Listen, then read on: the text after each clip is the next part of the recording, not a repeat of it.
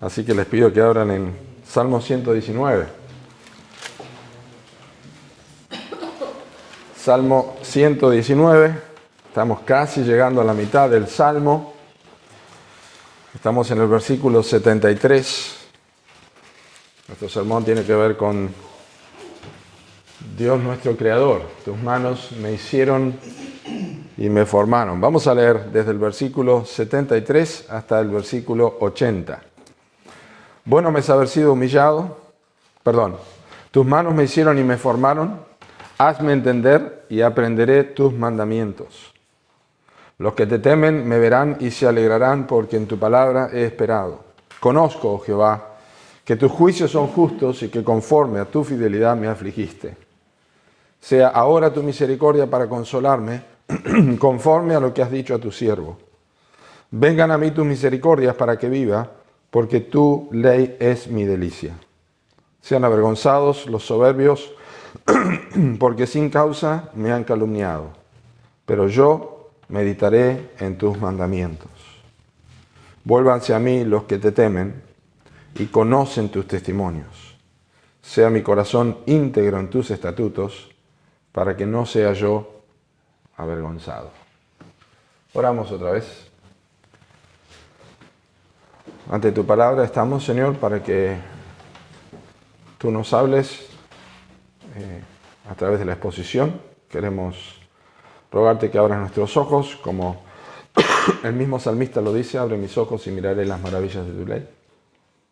Así que abre tu precioso libro delante de nosotros para que seamos instruidos, transformados y avancemos un poquito más en nuestro andar contigo, en nuestra semejanza a Cristo. También pedimos, Señor, que tú hagas tu obra en corazones necesitados del Evangelio y puedas aplicar como rocío tu palabra a los corazones y a las vidas de cada uno.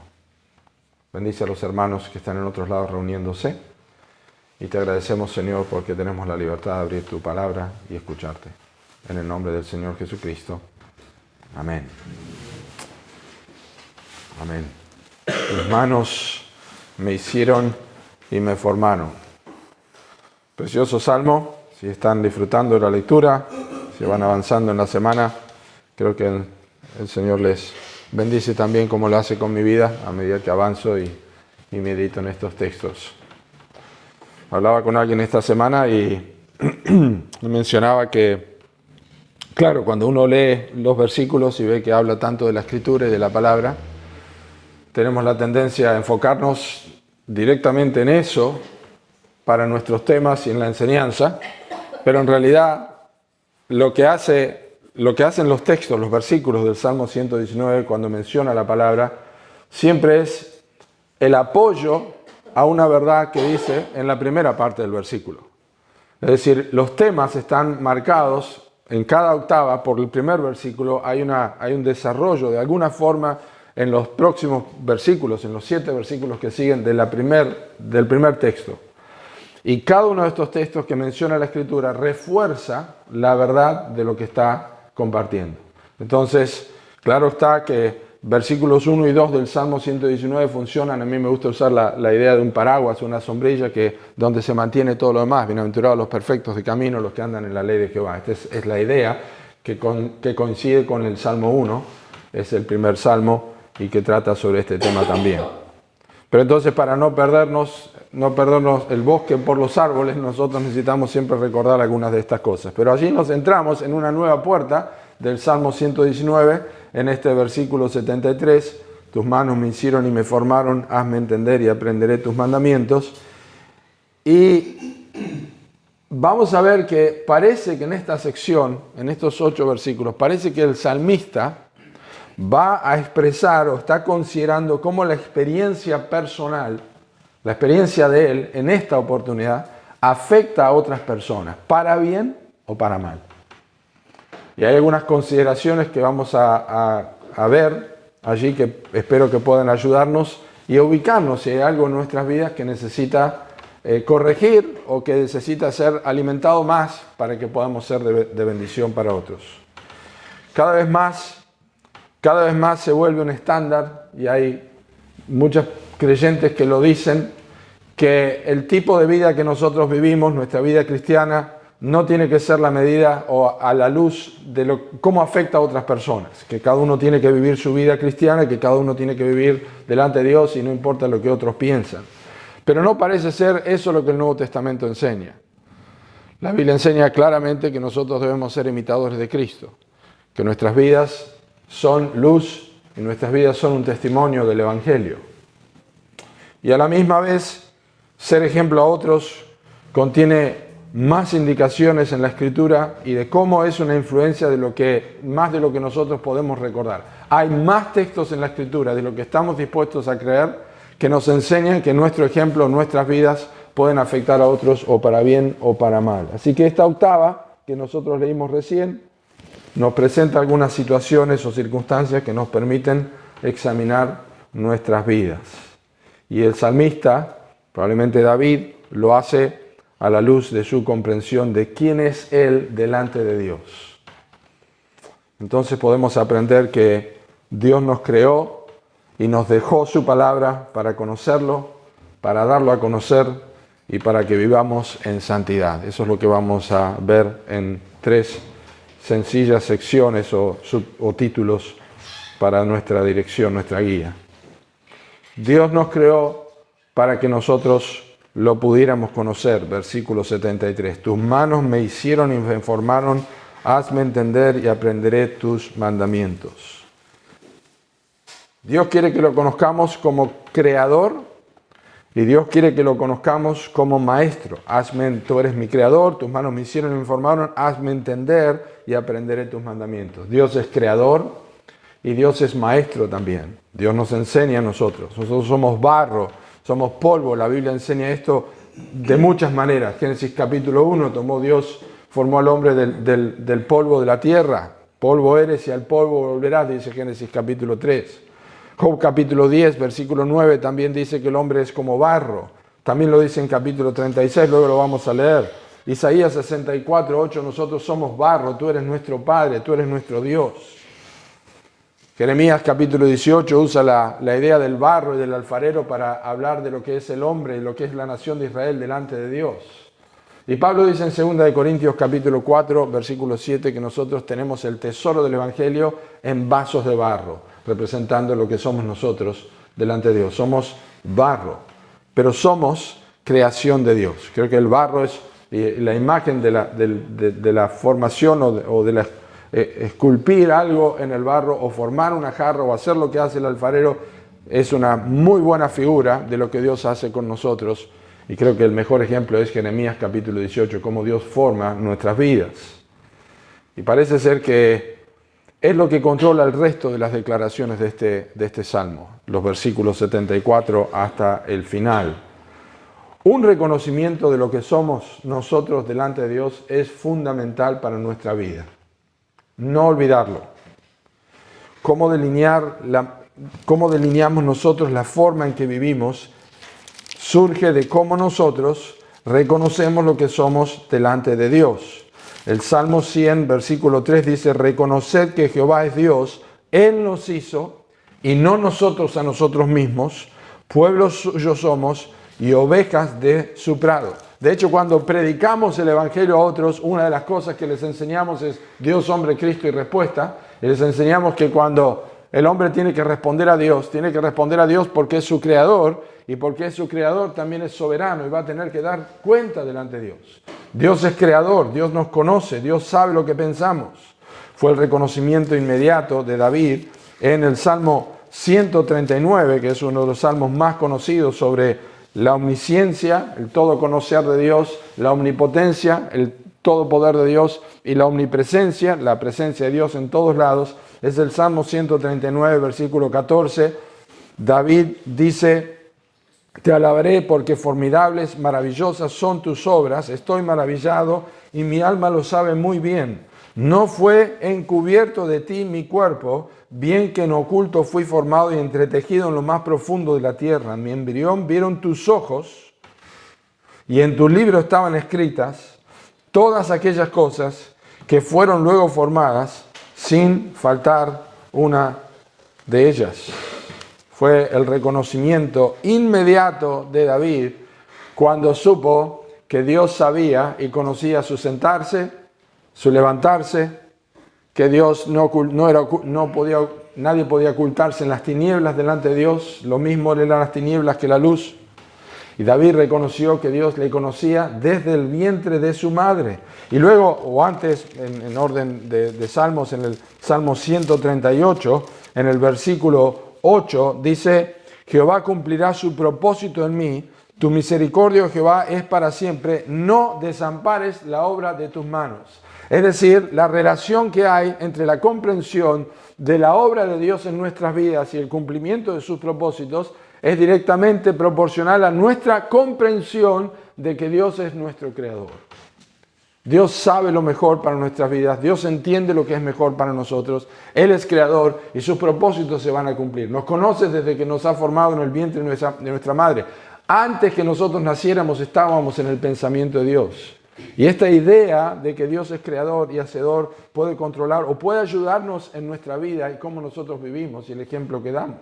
También, incluso como el mismo Job entendía en capítulo 10 del libro de Job, entendía que aún en esta condición buscaba una respuesta acerca del trato de Dios con su vida. Job capítulo 10, versículo 8 al 11. Dice, estoy en capítulo 11. Job capítulo 10, versículo 8. Tus manos me hicieron y me formaron. Exactamente como lo dice el salmista. Y luego te vuelves y me deshaces. Acuérdate que como a barro me diste forma y en polvo me harás devolver.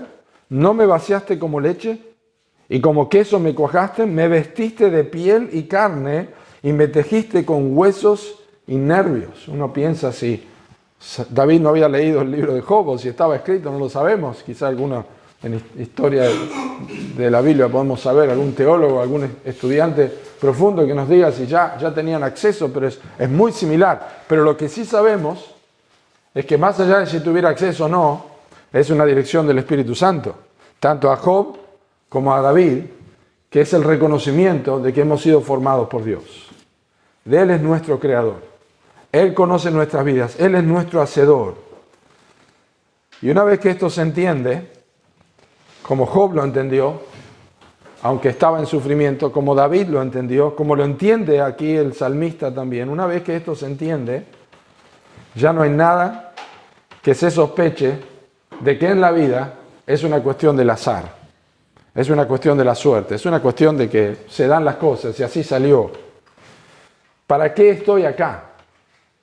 Esa es la primera respuesta que nosotros damos y es la respuesta de la cosmovisión que tiene un creyente, la forma, donde marca su vida. La primera cosa que puede responder es ¿para qué estoy acá? Y eso se responde cuando reconocemos que Dios es creador y es hacedor de nuestras vidas.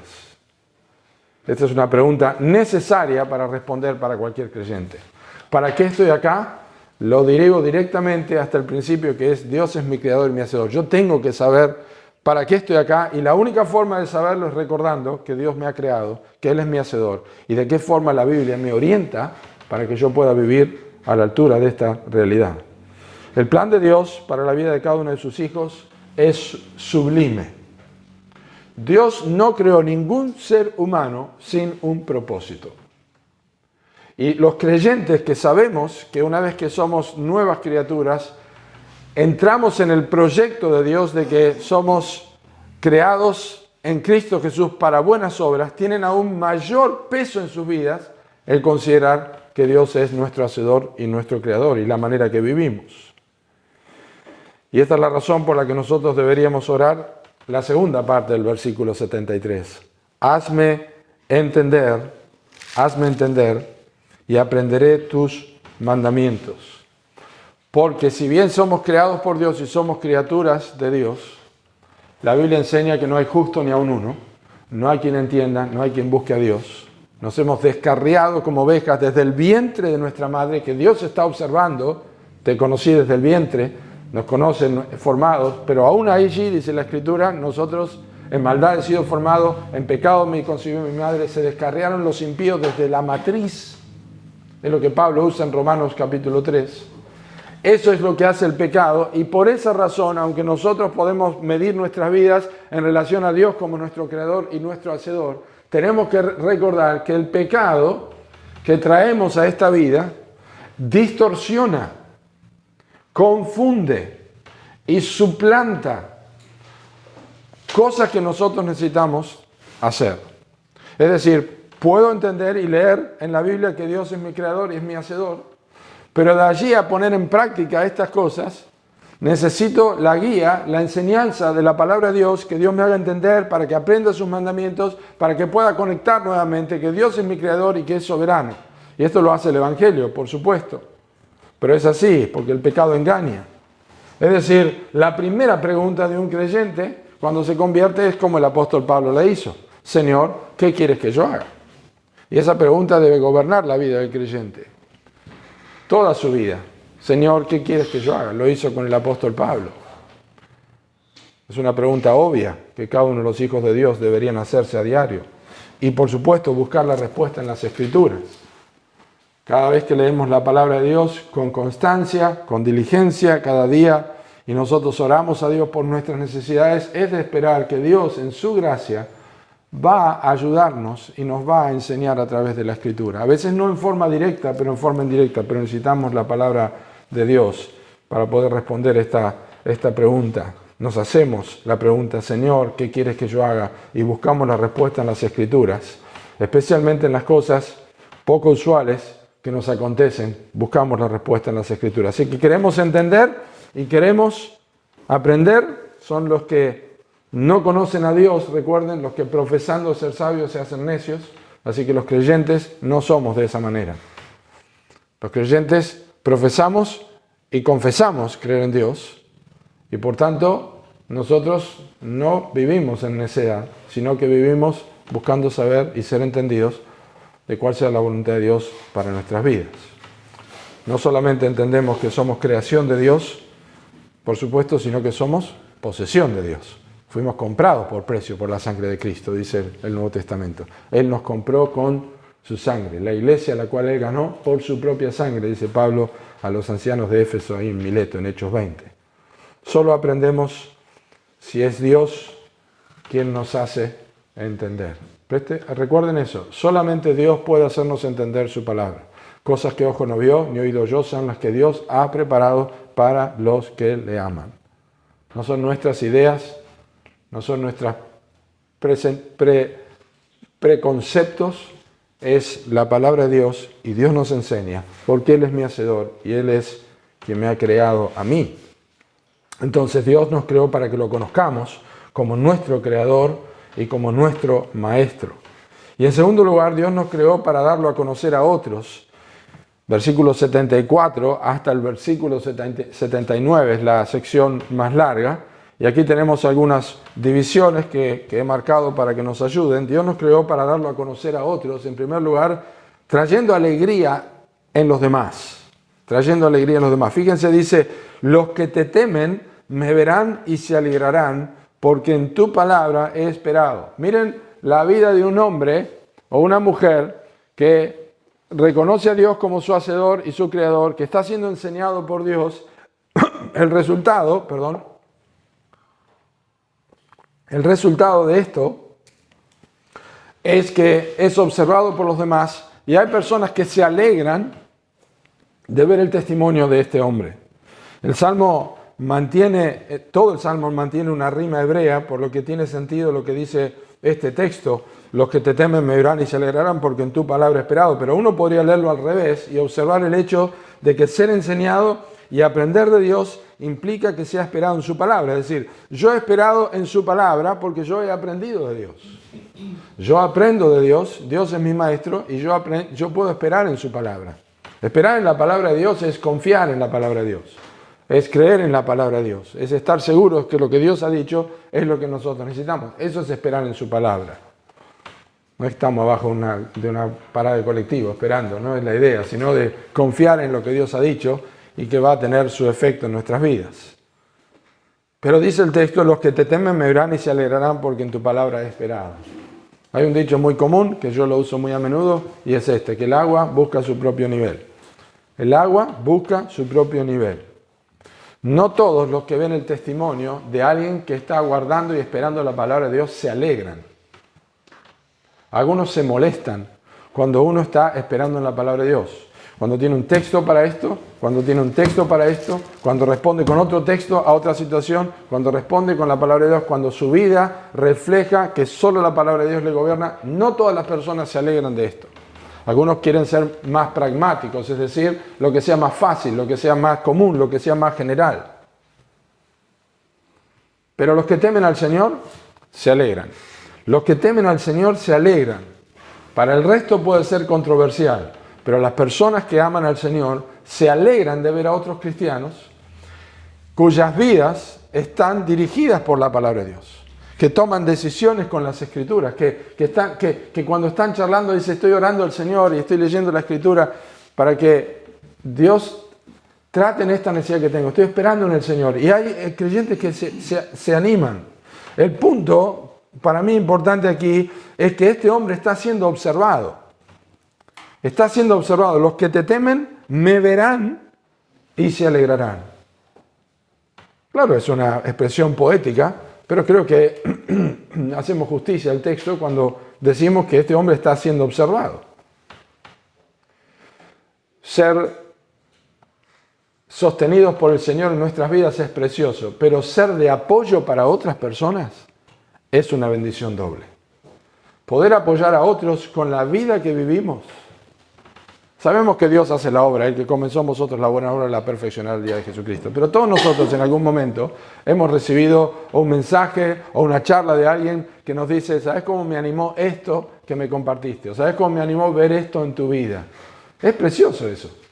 Porque finalmente uno no es consciente a veces, pero es lindo ver que nuestras vidas han sido de impacto a otras personas en algún área particular, en alguna experiencia que hemos tenido donde la palabra de Dios ha sido nuestra dirección. Sostenemos a otros, es un consuelo. Entonces la pregunta que nosotros debemos hacernos como aplicación, o que está implícito aquí, es: ¿qué tenemos para decirles a otras personas? ¿Qué es lo que nuestras vidas demuestran? ¿Qué ejemplos somos? ¿Somos una imagen de abatimiento para otras personas?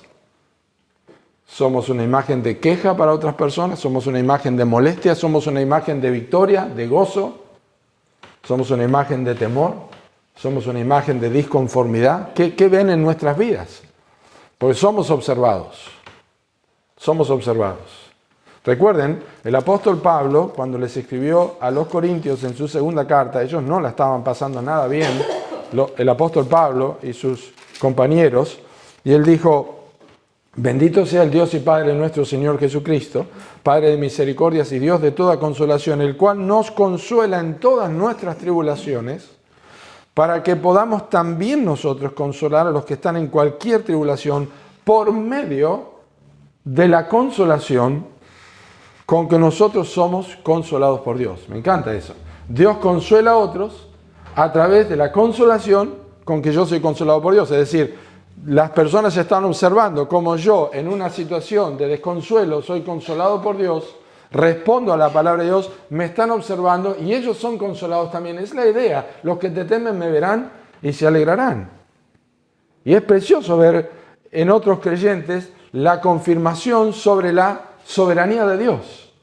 Yo leo en la Biblia que Dios es soberano, yo veo en la Biblia que Dios controla todas las cosas, pero cuando observo a un hermano en Cristo que está pasando por una situación difícil y no duda de Dios, no se enoja contra Dios y soporta la aflicción y persiste, yo veo la soberanía de Dios, el poder de Dios y la providencia de Dios de una forma visible, valga la redundancia. Lo puedo observar, puedo ver que no es teoría solamente, sino que hace efecto en una persona y me anima a ver eso. Otros envidian, otros se quejan, otros promueven la idea de que no es justo por lo que atraviesan y eso también afecta a otras personas, ¿verdad? ¿Por qué me está pasando todo esto? ¿Y por qué a otros no le pasa? Y no entiendo lo que me está ocurriendo. Y hay quejas, la Biblia se deja de lado y la vida de oración. Cristianos que desaniman a otros, porque tienen espíritus desanimados y desaniman a otros. Todos lo hemos hecho. Todos hemos desanimado a otros también. Con nuestras respuestas, con nuestras actitudes, con nuestra poca confianza en el Señor. Y eso propaga una infección, la infección de la depresión, y pocos se alegran de ver a estas personas. ¿Verdad? Pocos se alegran de ver a estas personas, porque no les comunican un ánimo y un aliento. Cristianos que promueven temor, incomodidad, frustración, no transmiten alegría, sino desaliento. Recuerden, nosotros no somos acreedores de amor. Nosotros somos ¿qué? Deudores de amor. Nosotros no somos acreedores. Nosotros debemos estar en deuda siempre a otros. Y tenemos que recordar que eso es observado. Romanos capítulo 13, versículo 8. No debáis a nadie nada, sino el amaros unos a otros. Cuando yo soy acreedor de amor, yo causo tristeza. Pero cuando yo soy deudor de amor, yo causo ánimo a otros, porque estoy siempre mostrando que lo amo. Y lo otro va a ser lo mismo conmigo, por supuesto. Y así es como funciona el cuerpo de Cristo. Esa es la misma confesión que hizo David en el Salmo 34. Salmo 34 lo cantamos. Lo oirán los mansos y se alegrarán, pero es el Salmo 34, versículo 2. Dice: en Jehová se gloriará mi alma, lo oirán los mansos y se alegrarán.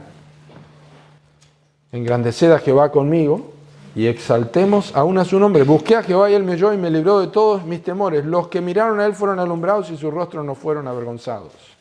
Este pobre clamó y le oyó Jehová y lo libró de todas sus angustias. Eso es lo que estuvieron mirando los otros en la vida de David. Y se alegraron, porque este pobre clamó y Dios le escuchó. Lo escuchó.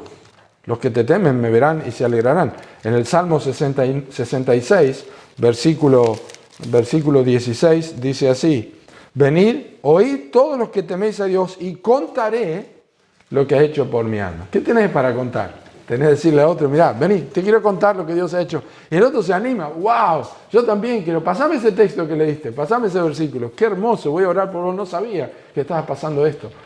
Precioso, es una bendición. Creo que esto es una preocupación genuina. Es una preocupación genuina, debe ser una preocupación genuina que otros nos están observando. Ya sea porque comunicamos algo bueno o porque podemos comunicar algo malo. Y uno de estos casos, yo creo que es justamente el salmista Asaf, que él se dio cuenta en su vida lo que podía ocasionar si él estaba haciendo algo que no correspondía y persistía en esa forma de pensar.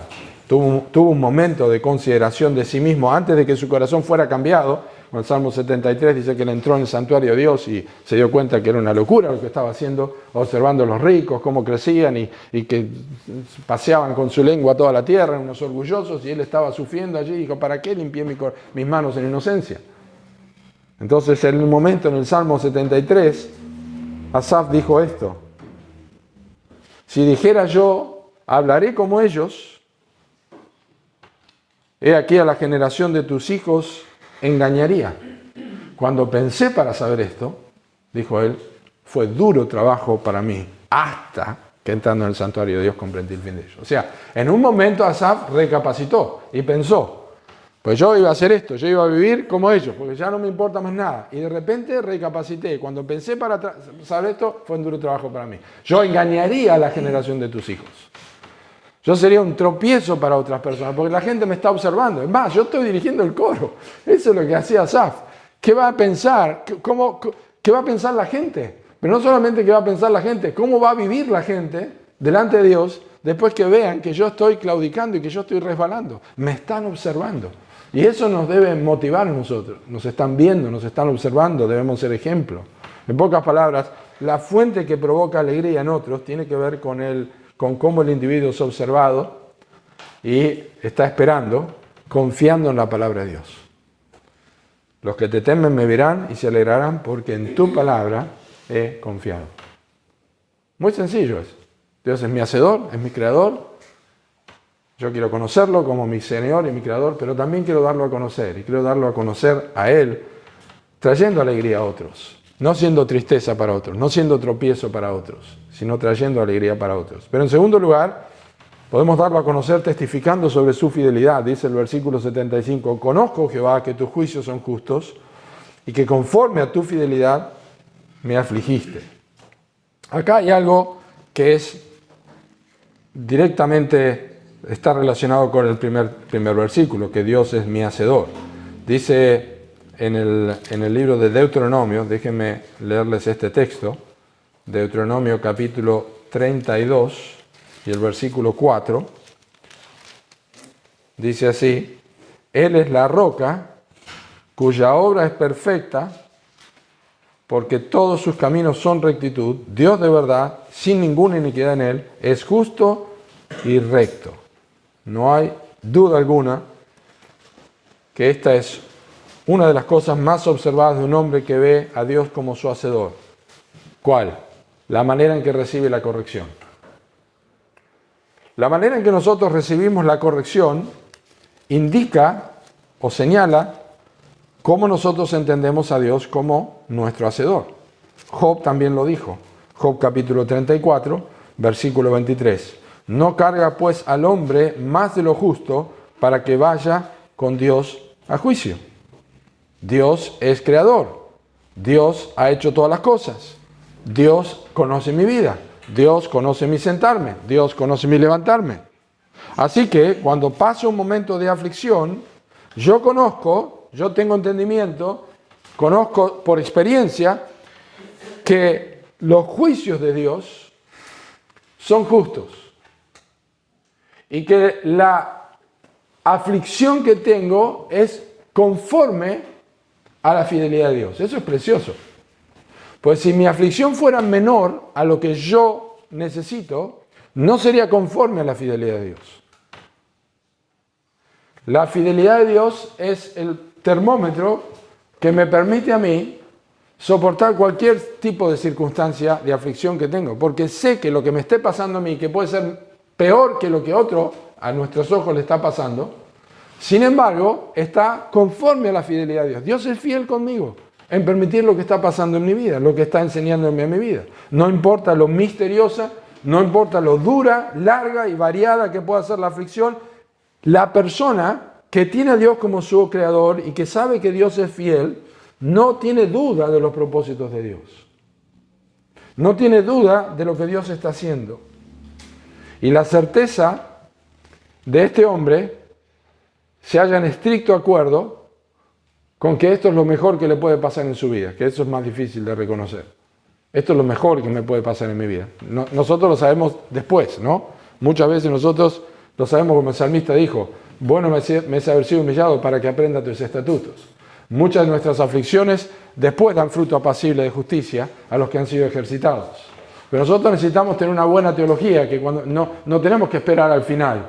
Tenemos que, durante ese momento, porque la gente está observando, y podamos confesar como el salmista: Dios me aflige conforme a su fidelidad. Es decir, la evaluación correcta y provechosa siempre ocurre cuando la justicia y la fidelidad de Dios están debajo como fundamento de la aflicción.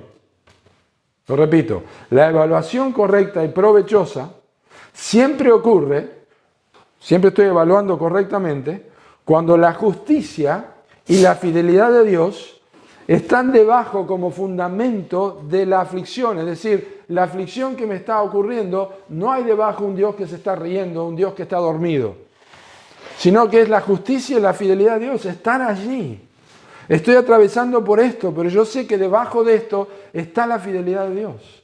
No va a pasar más de lo que ninguna tentación que yo no pueda soportar. Dios está detrás de esto. La aflicción se conforma a la fidelidad de Dios en mi vida. Recuerden que hay otros textos. Dios se angustia en nuestras angustias. Recuerden que el Señor Jesucristo es varón de dolores, experimentado en quebranto. Recuerden que toda angustia nuestra, Él es angustiado. Que Dios conoce nuestras aflicciones. Y al momento en que tenés una duda de todo esto, de lo que Dios está haciendo, se transforma inmediatamente, para mí, en un trato injusto, en un trato desmedido e inmerecido.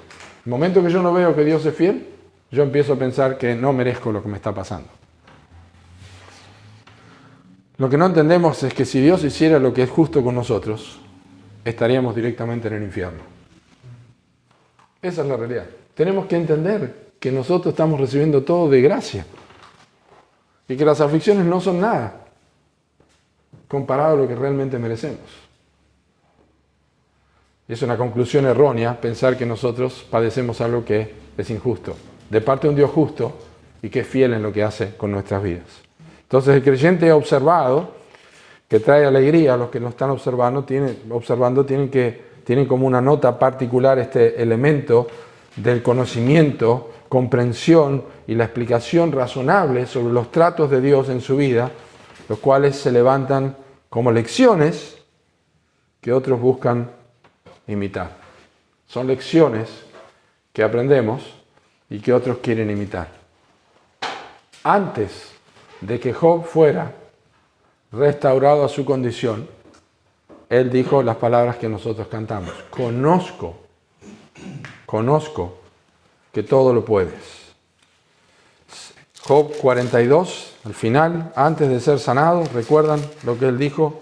Yo conozco que todo lo puedes y que no hay pensamiento que se esconda de ti. Somos observados nosotros, testificamos sobre la fidelidad de Dios. No solamente traemos alegría a otros, pero también testificamos sobre la fidelidad de Dios. ¿Cómo nos observan otros?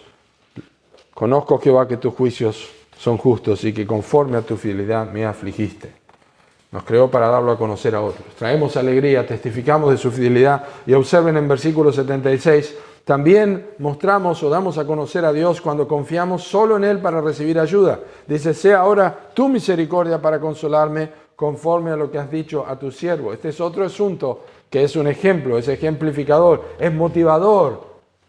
Es que quienes son conscientes de Dios como su creador jamás recurren a otra cosa o otra fuente de consuelo que no sea Dios.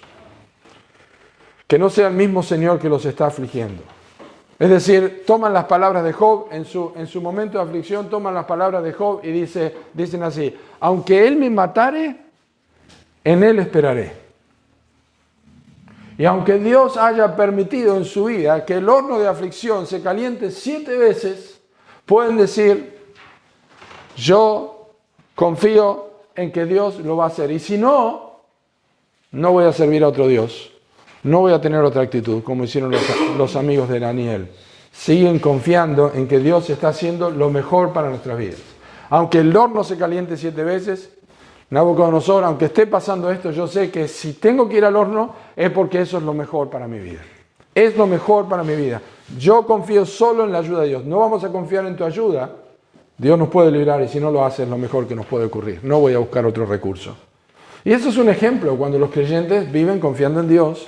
No están buscando otros recursos porque creen que Dios está haciendo justamente lo mejor para sus vidas. Porque la tendencia que tenemos nosotros en la aflicción es desvincularnos de los tratos de Dios como creador y como hacedor y encontrar opciones distintas a lo que la palabra de Dios enseña. Señor, ten compasión de ti, ninguna de estas cosas te acontezca. Eso es lo que Pedro pensó, que era mejor pasar ese en la cruz. ¿Y qué le dijo Jesús a Pedro? Apártate de mí, Satanás, porque me tropiezo. Porque no pones la mira en las cosas de Dios, sino en las de los hombres. Entonces es práctico poner la mira en las cosas de Dios porque evitamos ciertas cosas, pero al final es peor. Y esto no hace el salmista. Sea ahora tu misericordia para consolarme, conforme a lo que has dicho a tu siervo. Él apela a la misericordia de Dios. Apela a lo que Dios le ha dicho. El punto es, si nosotros anhelamos a Dios, como dice el Salmo 63, en tierra seca y árida donde aguas no hay. Como cantamos. Ese es el punto. ¿Sigo confiando en Dios? ¿Sigo dependiendo de Dios? ¿O tengo mis propias ideas? Y salgo a buscar maná el día de reposo porque pienso que los propósitos de Dios no van a alcanzar. Entonces salgo a hacer algo que Dios mandó que no hiciera. Como en Éxodo capítulo 16. Pero dependo de Dios. No se va a pudrir. Confía que el séptimo no va a pasar. Confía en Dios. No busques otro recurso. Dios sabe lo que hace.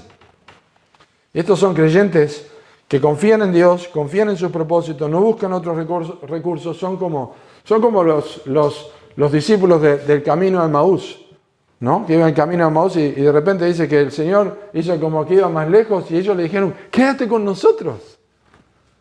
Esos son los creyentes como que el salmista acá. Le dicen a Dios, quédate con nosotros. O como Jacob en Génesis 32, no te dejaré si no me bendices. Señor, no te voy a dejar, confío en tu palabra. Es lo que me has dicho. Yo sé que la situación parece increíble, pero confío en que lo vas a hacer. No voy a ir a buscar otra cosa. Los creyentes que confían en la provisión de Dios. No van a hablar con el político para que les dé algo, ¿no es cierto? ¿Cuántas veces pasa eso, no? ¿Cuántas iglesias dependen de la política y no dependen de Dios para lo que hacen? No dependen de la oración. Es tristísimo eso. No quieren pasar por alto, estos creyentes no pasan por alto la lección para sus vidas y esperan confiados en la provisión de Dios. Confían en que quien hace la herida también la va a sanar. Y confían en Dios que forma la luz y crea las tinieblas, que anuncia la paz y crea la adversidad. Isaías 45:7. Confían en el mismo Dios, que sabe lo que hace. Y la misericordia de Dios les da consuelo. Sea ahora tu misericordia para consolarme. Les da consuelo. Porque contiene inequívocamente, la misericordia de Dios, inequívocamente contiene la sonrisa de Dios. Esta sonrisa de Dios es eterna, porque la misericordia de Dios es posible para nosotros, porque Dios sonríe plenamente y eternamente después de la cruz del Calvario. Su justicia fue satisfecha. Y esa es la misericordia con que Dios nos ha visitado. Dios puede extender misericordia a nosotros y siempre está sonriendo hacia sus hijos, porque desde el momento que Cristo en la cruz aplacó la ira de Dios justa por nuestros pecados, toda la misericordia de Dios se renueva para con nosotros todos los días. Confiamos en la misericordia de Dios. Aunque Él me mate, voy a esperar, porque sus propósitos son santos, son justos. Dios no me ve de otra forma que no sea como ve a su Hijo. Yo soy coheredero con Cristo. Yo confío en la misericordia de Dios. Son nuevas. ¿Y cuánto podemos hablar de las bondades y la misericordia de Dios? Dios es rico en misericordia por su gran amor con que nos amó. Es el Calvario. Y esta es la convicción del que sufre. Pero así alienta a otros a que puedan seguir este mismo camino cuando atraviesen un momento de dolor. Confía en la misericordia de Dios, porque eso es lo que ha dicho, que Él no te va a desamparar. ¿Cómo lo sabes? Él es mi hacedor. Yo confío en su palabra. Alégrate conmigo. Nunca me aflige si no es por su fidelidad. Es la misericordia con mi vida y lo va a hacer con tu vida también. No busques otro recurso, no vayas a otra fuente, no cabe cisternas rotas que no retienen agua, Jeremías capítulo 2, sino seguir confiando en Dios, que Él lo va a hacer. Ezequías es un buen ejemplo de esto, el rey Ezequías, que cuando le decían que confíe en otras cosas, él confiaba en su Dios y tenía la ciudad rodeada por los asirios.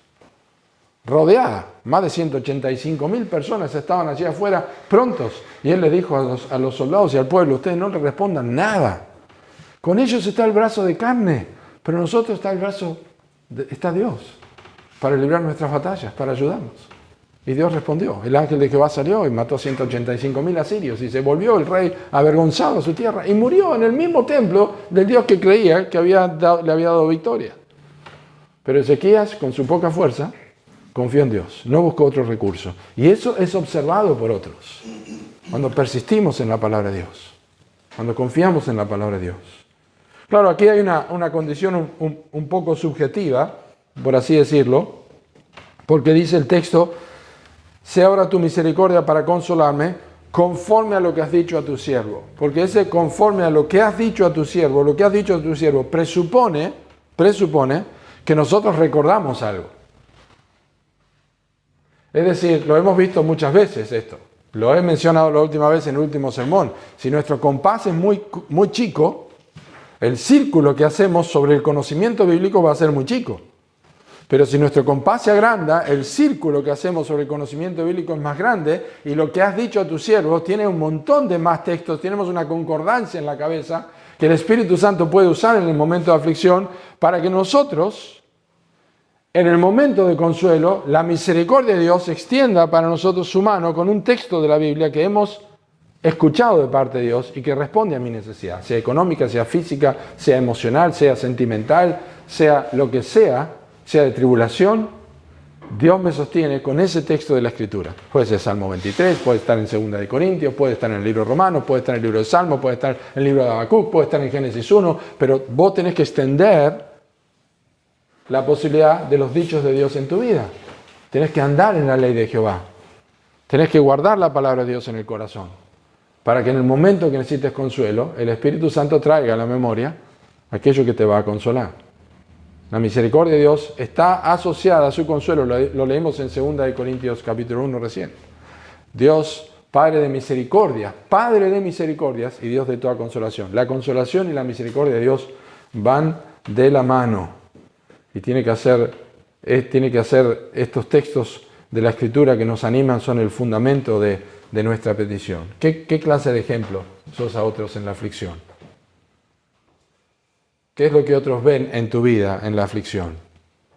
Eso es importante. Pablo dijo, bástate. Dios le dijo que se bastara en la gracia de Dios y me gozaré en mis debilidades para que repose sobre mí el poder de Dios. Sí, Dios nos creó para que lo diéramos a conocer a otros. Les traemos alegría, testificamos sobre su fidelidad, confiamos en Él para recibir ayuda y no buscamos otra fuente, pero también lo damos a conocer cuando vivimos el Evangelio en nuestras vidas. Versículo 77, vengan a mí tus misericordias para que viva, porque tu ley es mi delicia. Es una declaración increíble, porque cuando dice, ya lo ha dicho esto en el versículo 41, pero cuando dice, vengan a mí tu misericordia, presupone que hay un camino por el cual la misericordia de Dios puede llegar a nuestras vidas. Hay un sendero por el cual la misericordia de Dios puede venir a mi vida. Y yo creo que aquí, sin forzar el texto, creo que hay una aplicación hacia el Evangelio. El Evangelio es que Cristo murió por nuestros pecados conforme a las Escrituras, que nosotros somos pecadores y que solo la gracia de Dios puede salvarnos de nuestros pecados pasados, nuestros pecados presentes y nuestros pecados futuros. Hemos sido salvados por gracia, Cristo nos ha salvado, nos ha librado de la condenación y siempre su justicia es la que prevalece sobre nuestras injusticias y nuestra impureza. Pero cuando somos creyentes, nos predicamos el Evangelio cada día recordando que somos pecadores, que ya hemos sido perdonados por la gracia de Dios, pero que el pecado que nosotros cometemos como hijos de Dios tiene como solución la misma fuente que tuvo cuando nosotros nos arrepentimos de nuestros pecados. Y eso es la misericordia de Dios. ¿Por qué puedo pedir a Dios que venga su misericordia sobre mi vida? Porque me estoy predicando el Evangelio. Es decir, cuando alguien está hablando con otros y está recordando que Dios es su hacedor, está siendo observado y está viendo cómo opera la Biblia en su vida, puede escuchar a menudo en el razonamiento de estas personas, siempre está escuchando en su trato con el otro, está escuchando que dice, Dios es muy bondadoso conmigo. Lo que yo sería sin Cristo y lo que Dios ha hecho, no dependo de mí, depende de su gracia. Yo merezco mucho peor de lo que me está pasando, pero Dios en su bondad me está ayudando. En esta prueba que estoy sufriendo, en esta situación que está ocurriendo, o en esta bendición que estoy teniendo, es por la misericordia de Dios porque no la merezco. Y ahí está el Evangelio presente. Allí está el Evangelio presente. Y cuando tiene un conflicto con otro hermano en otra situación, está el Evangelio presente. ¿Por qué? Porque yo no soy diferente a la otra persona que supuestamente me ha hecho un daño o ha hecho algo malo en mi vida. Yo no soy diferente. Por eso la Biblia dice que nosotros restauramos con espíritu de mansedumbre, nos consideramos a nosotros mismos. No somos distintos. Y esto es el Evangelio. Lo predicamos, lo aplicamos a nuestras vidas. Venga a mí tu misericordia para que viva, porque tu ley es mi delicia. ¿Cómo pueden venir a nosotros la misericordia de Dios si no fuera por el Evangelio, hermanos? No merecemos nada. Somos unos chambones. Cada vez cometemos la misma falta que volvimos a cometer. Otra vez con pérdida de tiempo, otra vez mal uso de nuestros pensamientos, otra vez una mala respuesta en nuestra boca, otra vez una calentura que nos agarra con algo, con una situación, otra vez respondemos mal, otra vez y decimos, ¿cómo es posible si yo soy creyente? Sí, soy creyente y ahí viene el Evangelio otra vez y es la misericordia de Dios que me recuerda que si confesamos nuestros pecados, ¿qué? Él es fiel y justo para perdonar nuestros pecados y limpiarnos de toda maldad. Qué precioso es eso. Es el resultado de la misericordia de Dios. Básicamente está diciendo que cualquier suposición a un mérito personal está excluido de la argumentación de un creyente que está mostrando a Cristo a otros. Nunca vas a encontrar en esta persona, en sus palabras, algo que diga, bueno, yo estuve haciendo esto y creo que Dios está obrando en mi vida porque estuve haciendo esto. No merezco nada. No merezco nada. No tengo méritos. Y eso hace que Cristo se vea. Cada vez que este hombre o esta mujer explica la razón de su resistencia, de constancia, de por cómo resiste, ¿cómo es que vos aguantás tanto? ¿Cómo es que vos persistís? Cada vez que tiene que decir esto, hace mención de la misericordia de Dios. Es por la misericordia de Dios. Es la misericordia de Dios. Es el Evangelio que ha obrado en mi vida. Vengan a mí tus misericordias para que viva. ¿Cómo soportás? ¿Cómo resistís? ¿Cómo podés aguantar todo esto? Es el Evangelio. No lo merezco. Yo merezco peor de lo que me está pasando. Dios nos creó para darlo a conocer a otros. Traemos alegría, testificamos de su fidelidad, confiamos en Él para recibir ayuda, vivimos el Evangelio en nuestras vidas y también aguantamos las dificultades con paciencia. Versículo 78. Sean avergonzados los soberbios, porque sin causa me han calumniado, pero yo meditaré en tus mandamientos. Aquí hay otro aspecto, no menor, que representa un tema de observación. ¿Cómo respondemos a la enemistad? ¿Cómo respondemos a la enemistad? Y aquí hay una petición que no es egoísta. Su petición contiene el deseo, no es una petición egoísta, porque no dice, sean avergonzados los soberbios, que los destruyas. Su petición es que sean avergonzados porque yo quiero seguir meditando en tu palabra. No es egoísta. Tiene el deseo de continuar considerando las Escrituras, meditando en las Escrituras. Estas aflicciones que tengo y estas dificultades que sufro de parte de otros, o cómo aguanto esto, no quiero que me desvirtúen mi mente, no me desvíen la mente de continuar meditando en tu mandamiento, porque al final es una rueda. Cuanto más me alimento de la palabra de Dios, más capacidad tengo para poder responder a otras cosas. Cuando yo me detengo, me distraigo, paso por una situación de descontrol, porque estoy distraído, porque dejo de lado, dejo de observar. Es como Pedro, me empiezo a hundir y dejo de mirar a Cristo. Y tengo falta de fe porque no confío en las Escrituras. Entonces, este hombre tiene la chance, observen, tiene la chance de, en vez de quejarse, de imitar al Señor Jesucristo. Porque es exactamente la frase, porque sin causa me han calumniado. Esa es lo que Cristo dijo. Sin causa me aborrecieron. De balde, gratis, es lo que significa en Juan 16 cuando Cristo usa esta frase. Sin causa me aborrecieron. Si han guardado mi palabra, también guardarán la vuestra. Si a mí me han perseguido, también a vosotros os perseguirán. O sea, no hay nada que te está pasando que no sea normal de un seguidor de Cristo. Vas a tener problemas, vas a tener sufrimiento. Entonces, lo que hacemos es, como ya ha venido la misericordia a nosotros y vemos el Evangelio en nuestras vidas y vemos que también sin causa nos aborrecen, lo que nosotros hacemos es invertir y observar a las personas de otra forma. Y es lo que dice Pablo en 2 Corintios capítulo 5. Porque de aquí en más a nadie conocemos según la carne. Y aun si a Cristo conocimos según la carne, ya no lo conocemos así. No vemos las personas de la misma forma que las veíamos antes. Ahora son pecadores que necesitan la gracia de Dios. Se han avergonzado los soberbios. Dios sabe lo que va a hacer. Estos hombres tienen la bienaventuranza como espejo de su condición. Mateo capítulo 5, versículos 10 y 11. Bienaventurados sois cuando por mi causa os vituperen y os persigan y digan toda clase de mal contra vosotros mintiendo. Entonces, ¿cómo respondés a las injusticias? Porque los soberbios son una plaga para el salmista. Están acá en este versículo, están en versículo 21, están en versículo 51, están en versículo 85, van a aparecer otra vez, lo tenemos allí, los soberbios me han cavado hoyos, mas no proceden según tu ley. Siempre vamos a tener conflicto. En el mundo tendréis aflicción, vamos a padecer persecución, vamos a tener dificultades. Entonces, ¿cómo nosotros aguantamos las dificultades con paciencia? Meditando en las Escrituras.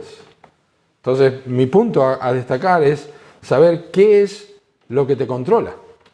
¿La soberbia y el enojo de la gente o la palabra de Dios? ¿Te controla las actitudes de otros que te hacen la guerra, que se oponen a vos? ¿Cómo reaccionás a eso? Pedro escribió como testigo de Cristo, y él escribió: cuando le maldecían, no respondía con maldición. No respondía con maldición, respondía de otra manera. Él está siendo testigo, está viendo. Yo quiero ser como Cristo. Yo quiero imitar a Cristo. Yo creo que la palabra de Dios, confío en Dios, dijeron, y realmente Cristo estaba confiando en Dios. Es la palabra de Dios lo que nos ayuda. Y esto es un ejemplo para otros. Es un ejemplo. Entonces, Dios nos ha creado para que lo conozcamos como creador y hacedor, y también nos ha creado para darlo a conocer a otros en todas las cosas que vimos recién. Pero ahora, finalmente, Dios nos creó para que seamos santos. Vuélvanse a mí los que te temen y conocen tus testimonios. Sea mi corazón íntegro en tus estatutos, para que no sea yo avergonzado. En primer lugar, aprendemos a valorar la comunión con otros. Aprendemos a valorar la comunión con otros. Estos dos versículos contienen o comunican dos verdades esenciales que reflejan esto de que Dios es nuestro creador, es nuestro hacedor. Es la importancia de la comunión con otros hermanos, con los que temen al Señor, y también la necesidad de una vida íntegra. Bien, ninguno de nosotros somos ignorantes de que las afinidades no son las mismas entre unos cristianos y otros cristianos. No estamos hablando de que hay divisiones, sino que naturalmente las afinidades no son las mismas, por temperamentos, por carácter, por gustos en común, pero no son las mismas. ¿Qué puede ayudarnos a nosotros a entender, a manejar nuestra cabeza,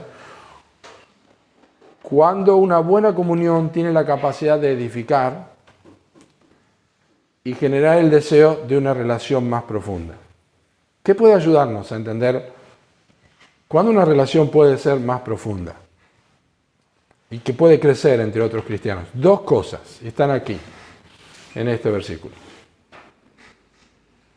Es el temor de Dios y es la enseñanza de Dios. O sea, la devoción a Dios y la instrucción. Los que temen al Señor, vuélvanse a mí los que temen al Señor y los que conocen tus testimonios. Quiero tener comunión con los que son devotos al Señor y los que reciben instrucción del Señor. Porque hay creyentes que tienen devoción, que muestran cariño, que tienen un corazón amante al Señor, pero carecen de instrucción. No leen sus Biblias y de alguna forma condiciona la relación con otros creyentes. No estamos hablando de que no son hermanos, pero condiciona porque la charla no edifica como debería edificar, porque es re amoroso, es re bueno, pero se queda por la mitad.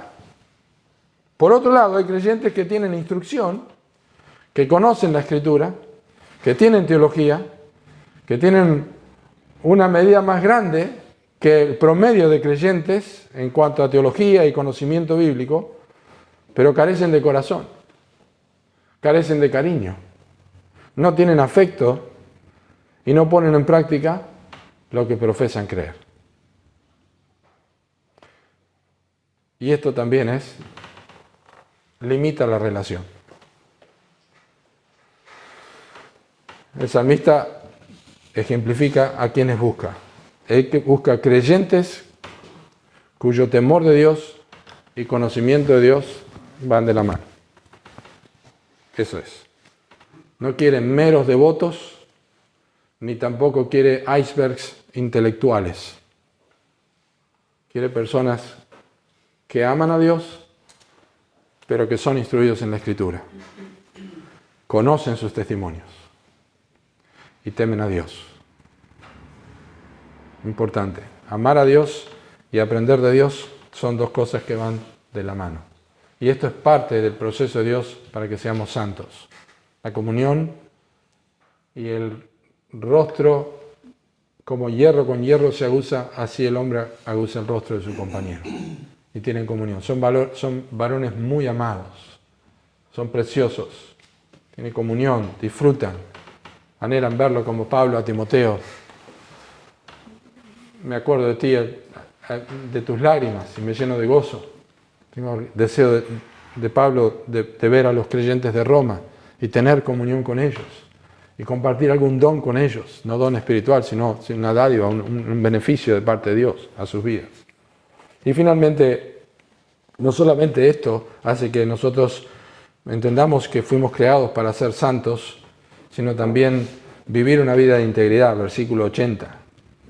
Sea mi corazón íntegro en tus estatutos, para que no sea yo avergonzado.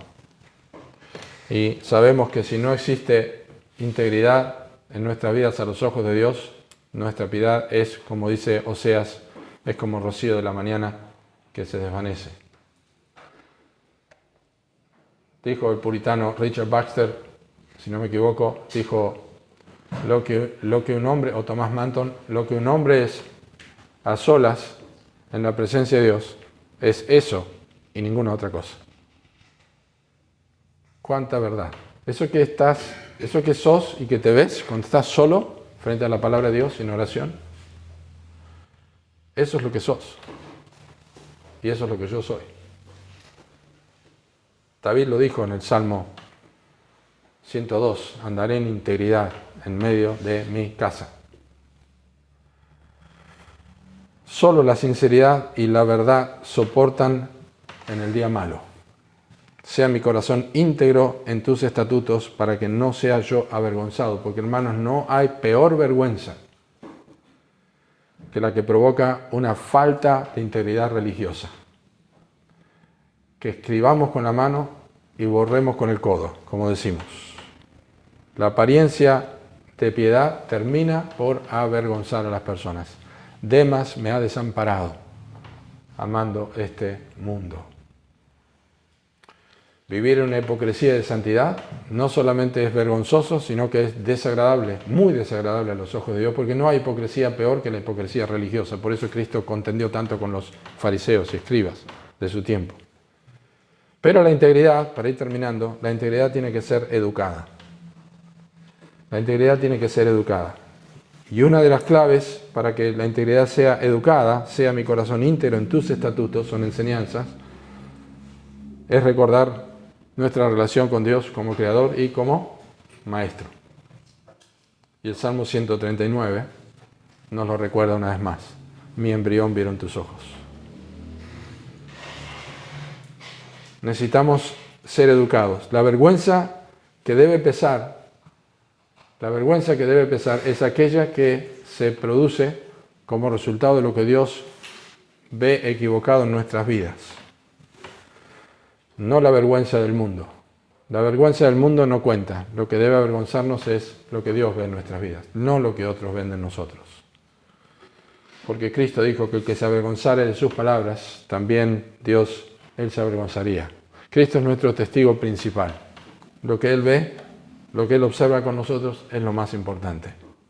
Dios quiere que nosotros vivamos en santidad, le conozcamos en santidad, que realmente seamos santos. Necesitamos de la comunión de hermanos fieles, pero también necesitamos vivir en una vida de santidad.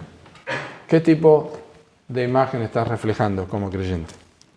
¿Qué tipo de vida estás llevando? ¿Qué están observando otros en tu vida? ¿Estás animando a otros o estás desanimando a otros? ¿Qué están viendo en tu vida? ¿Alegrás la vida de otros? ¿Están viendo cómo soportar las pruebas? ¿Estás viendo tu vida de fidelidad? ¿Estás viendo cómo representás el Evangelio? ¿Estás viendo cómo la misericordia de Dios y la fidelidad de Dios están debajo de tus angustias y tus necesidades? ¿Cómo soportar las aflicciones? ¿Cómo soportar las angustias? ¿Están observando también tu andar diario a las Escrituras, tu temor de Dios, tu aprecio a la palabra de Dios, meditar en las Escrituras? Es importante. Dios es nuestro Señor. Recordemos que estamos hechos a su imagen y semejanza y que Él nos ha creado a su imagen y semejanza y nosotros debemos ser imitadores de Dios como hijos amados. Que Dios nos ayude a ser ejemplos, a ser buenos referentes a otros para que sus vidas sean animadas. Los que te temen Me verán y se alegrarán porque en tu palabra he confiado. Oramos. Gracias, Señor, por las Escrituras. Gracias, Señor, porque los ángeles están observando aquellas cosas que fueron preparadas para nosotros. Y fuiste tú, Señor, quien le dijiste a Satanás: ¿no has considerado a mi siervo Job, que no hay ninguno como él? Señor, sabemos que Satanás lo sabía, pero lo que nos importa es lo que tú ves. Así que nos importa cómo tú nos ves, porque nos has creado, porque eres nuestro Maestro.